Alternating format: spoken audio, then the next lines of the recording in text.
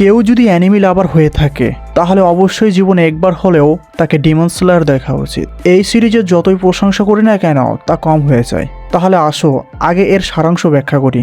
সময় কল্পকাহিনীর জগৎটা বিংশ শতাব্দীর প্রথম অর্ধের তাইশো যুগের জাপানে অবস্থিত, যেখানে রাতে মানুষের মাংস খাওয়া ডিমনের আগমন ঘটে। এখানে বলে রাখা ভালো, যারা জীবন্ত মানুষের মাংস খায় তাদেরকে ডিমন বলে এবং তারাও এক সময় মানুষ ছিল। 13 বছর বয়সী তানজিরো কামাদোর জীবন বদলে যায় যখন একদিন সকালে সে বাড়ি ফিরে এসে দেখে তার পুরো পরিবারকে হত্যা করা হয়েছে, কিন্তু তার বোন নেজুকো বেঁচে যায়। তবে সে একটি ডিমন হয়ে গেছে।